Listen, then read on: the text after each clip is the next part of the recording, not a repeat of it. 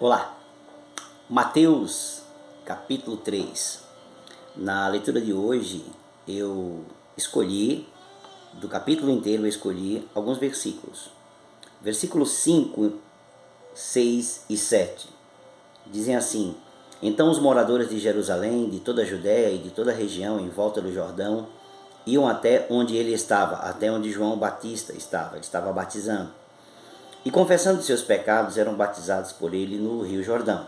Quando João viu que muitos fariseus e saduceus vinham ao seu batismo, disse-lhes: Raça de víboras, quem deu a entender que vocês podem fugir da ira que está por vir? Produzam frutos dignos de arrependimento. Sempre achei sempre considerei esta frase de João, além de forte, muito sugestiva. João está batizando as pessoas. E se você tomar outros evangelhos, vai ver que inclusive soldados vinham para ser batizados por João Batista. E ele dava orientações a cada um. Sacerdotes, ele também dava orientações. E além do povo.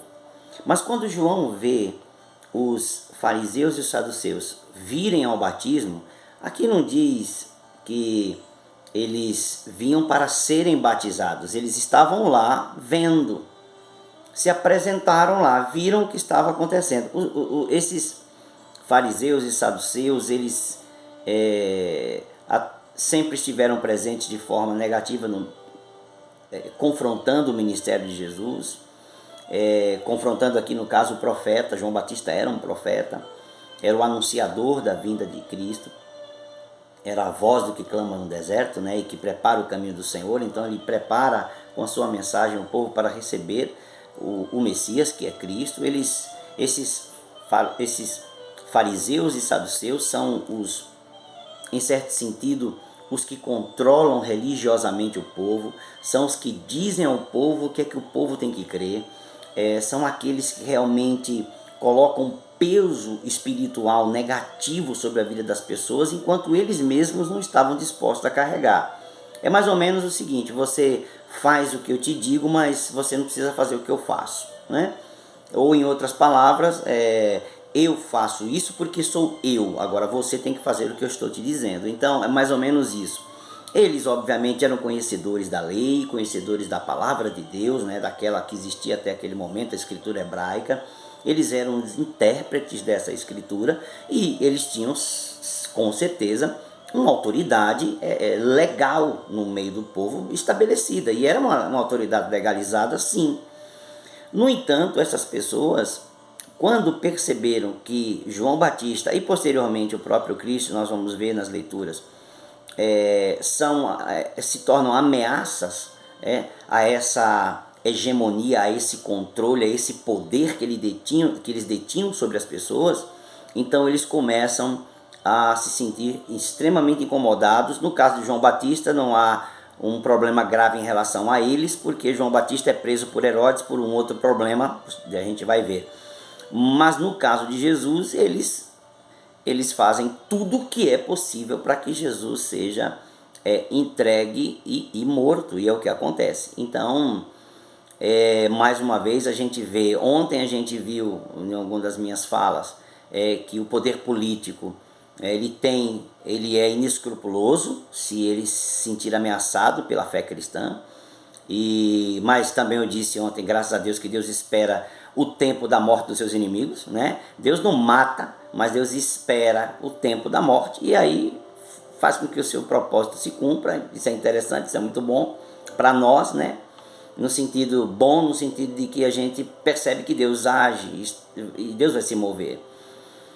Da mesma forma, vemos que os líderes religiosos, e aqui a gente não pode colocar líder de igreja, pastores de igreja, apóstolos, profetas, evangelistas, pastores e mestres, a gente não pode colocar as pessoas da igreja nesse mesmo ponto aqui, porque há também um tipo de pensamento quando as pessoas hoje que fazem parte da igreja e não do judaísmo, mas que fazem parte da igreja, começam a usar esses textos aqui para atacar os pastores.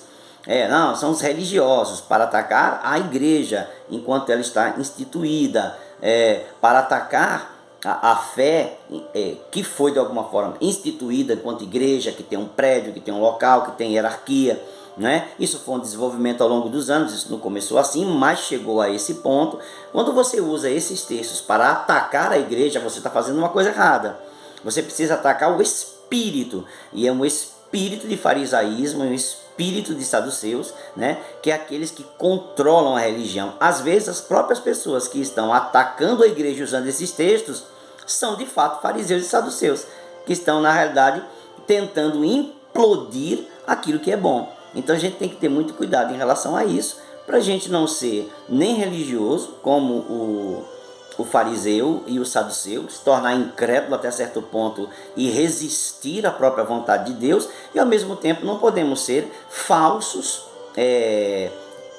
reformadores, falsos revolucionários, atacando a igreja, atacando a liderança da igreja, usando textos que foram que referem-se a fariseus. Então a gente tem que ter um equilíbrio para a gente não entrar em excessos e também não cometer pecado contra a própria igreja do Senhor, tá? A maioria dos pastores não são fariseus, a maioria dos pastores não são saduceus, a maioria dos pastores não são religiosos, a maioria, 99%, eu quero crer, da igreja que existe, né, com seus prédios, seus templos e tudo mais, não são fundamentalistas, não são religiosos. Nós devemos ter cuidado ao usar esses textos para atacar a igreja à revelia, ok? Mas ao mesmo tempo devemos ter também a sensibilidade e o discernimento para perceber quando é que a igreja está entrando num nível de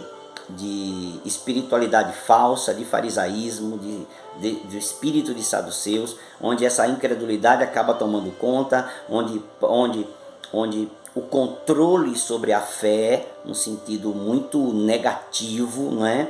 Onde a pessoa não pode pensar e raciocinar, se torna uma realidade. Então a gente também tem que ter cuidado quanto a isso. Enfim, a leitura bíblica desse ano promete, né? Deus abençoe você.